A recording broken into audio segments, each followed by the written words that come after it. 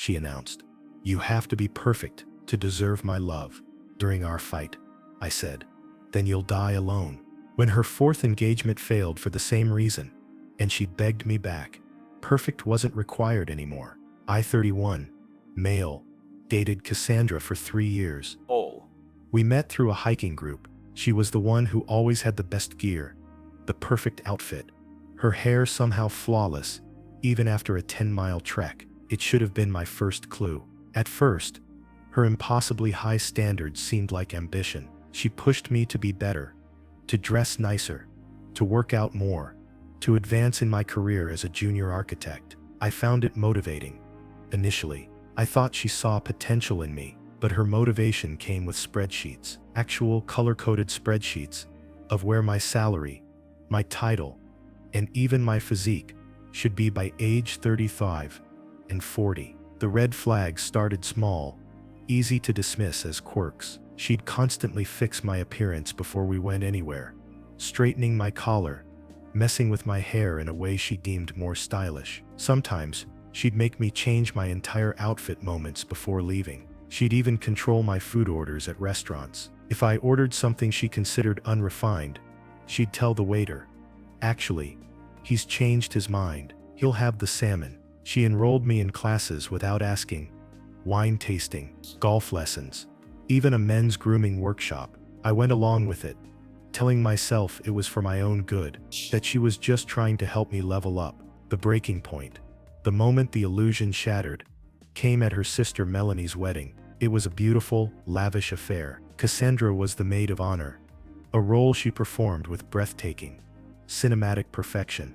I was her +1, a supporting actor in her movie. During the photos, the photographer asked me to step in for a few shots with her. Normal couple stuff. But as soon as we were done, Cassandra pulled me aside, her smile gone, replaced by a look of cold fury. "Your smile was weird in those photos," she hissed. "What?" "It was just a smile.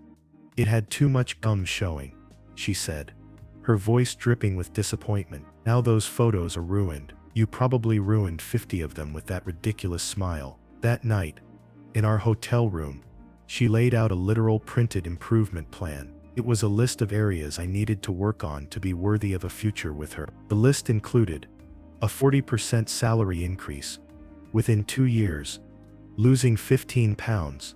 I wasn't even overweight, learning to speak French because cultured people are bilingual, and replacing my entire wardrobe under her supervision. "Cassandra, this is insane," I said, looking at the list. "You're asking me to become a completely different person." "No," she replied, her voice calm and condescending. "I'm asking you to become the best version of yourself, the version that deserves me." "And what makes you so perfect?" I asked, a spark of defiance finally igniting. She actually laughed. "I have a 6-figure job, a perfect credit score, a size 2 body, and I speak 3 languages. What do you bring to the table that matches that?" "I don't know," I said. "Maybe genuine feelings, actual love." "Love isn't enough," she said, delivering the line that would end our relationship. "You have to be perfect to deserve my love." I stared at her for a long moment, seeing her for the first time not as an ambitious partner, but as a deeply insecure person, building a fortress of impossible standards around herself. "Then you'll die alone," I said. She kicked me out of the hotel room. I drove 3 hours home at 2 a.m. The next morning, my phone exploded with texts from her, her friends, her mom, all accusing me of embarrassing her at her sister's wedding and throwing away the best thing that ever happened to me. I blocked them all, packed up every last thing of hers from my apartment, and left it with her doorman. I was done. What followed was a multi-year saga, a slow-motion car crash of Cassandra's own making, which I observed from a safe distance, mostly through her sister Melanie. We had become weird coffee friends, bonded by our shared trauma of Cassandra's perfectionism. 8 months after our breakup, Melanie told me Cassandra was engaged to a surgeon, Dr. Perfect. He was exactly what she always wanted on paper. That engagement lasted 4 months. It ended because he worked 80-hour weeks, drove a BMW 3 Series instead of a 7 Series, refused to get unnecessary veneers, and wanted to vacation in Colorado instead of the Maldives. He chose his career over her improvement plan. 3 months later, engagement number 2. A hedge fund guy. This one lasted 6 months. It ended because he wanted a prenup. If he really loved me, he'd risk everything. She had apparently screamed at him. He got the prenup anyway. And a new fiancé. By this point, Cassandra's reputation was evolving. The friend group saw the pattern, but she spun it as her being unwilling to settle for less than she deserved. Meanwhile, my life was quietly getting better. I got that promotion. I started dating a teacher named Grace, who thinks my loud laugh is charming. We adopted a rescue dog, whose shedding would have given Cassandra a panic attack. Life was messy and good. Then about 3 months ago, the messages from Cassandra started. First, just views on my LinkedIn, then a text from a new number.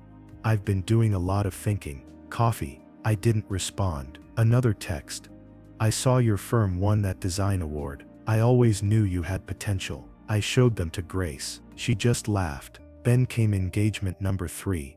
A finance guy with a yacht. She went full bridezilla. She created a wedding Instagram, hired 3 different wedding planners, and even made her bridesmaids, including her sister Melanie, sign appearance contracts that dictated their weight, hair, and skincare routines. She weighs us, Nathan, Melanie told me over coffee, her eyes wide with disbelief. Weekly weigh-ins. The wedding imploded 2 months before the date. The yacht guy's ex-girlfriend posted receipts on TikTok, proving he was still engaged to her when he and Cassandra started dating. Cassandra had known, and had actively pursued him because she thought he was marrying beneath his potential. The scandal was messy. The wedding was canceled, and Cassandra learned nothing. Engagement number 4 was a tech entrepreneur. He checked all her boxes. Young, wealthy, perfect teeth. She made him take a genetic test to ensure optimal offspring. This engagement lasted 1 month. It ended when he discovered she had hired a PI to verify his net worth and had been in contact with a fertility specialist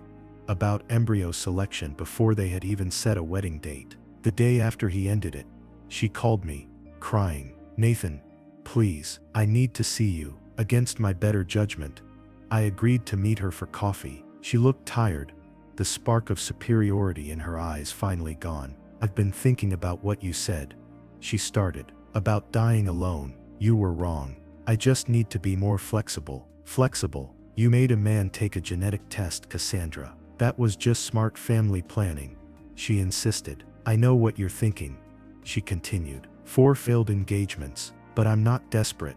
I miss what we had." "What we had," I said, "was you trying to transform me into someone else. I was helping you. Look at you now, promoted, successful. That's in spite of you, not because of you." Her face changed then, the mask of vulnerability slipping to reveal the old entitlement. "So what, you're too good for me now that I'm being gracious enough to give you another chance?" "Gracious?" I laughed. "I'm willing to overlook that you're still just a senior architect, that your car is used." "Cassandra," I interrupted, "you haven't grown, you've just gotten desperate." She stormed out. That was a month ago. A year after that, the final update came. Grace and I got engaged last month. A messy, happy proposal at the dog park. Melanie, Cassandra's sister, is in my wedding party. She told me about Cassandra's year. 2 more failed engagements. One with a 52-year-old CFO who refused to get hair plugs, and another with a crypto millionaire who turned out to be a crypto hundredaire after the market crashed. Then the real finale. I was at the venue Grace and I had booked for our wedding when the coordinator mentioned a bizarre cancellation. A woman had booked the venue for a wedding 2 years in the future, without a groom, because her life plan demanded she be married by 33. She had already chosen his suit, his vows, everything. His name was listed as TBD. It was Cassandra. The coordinator showed me the planning sheet she'd left behind. Later that day, I got a text from an unknown number. "Nathan, I heard you're engaged. Congratulations. If you ever realize you made a mistake, you know where to find me. I'm willing to forgive." I showed it to Grace. We laughed until we cried. Melanie told me Cassandra found out our wedding date and tried to book a revenge wedding for herself on the same day, just a party to celebrate herself. The venue was, of course, already booked by us. I told Cassandra she'd die alone if she demanded perfection. 4 years and 6 failed engagements later, she's still planning a hypothetical wedding with a hypothetical perfect man who will fit into her pre-written life script. Me, I'm marrying a perfectly imperfect woman who loves my flaws. Cassandra is still chasing a future that doesn't exist. I'm just living in my wonderfully imperfect present.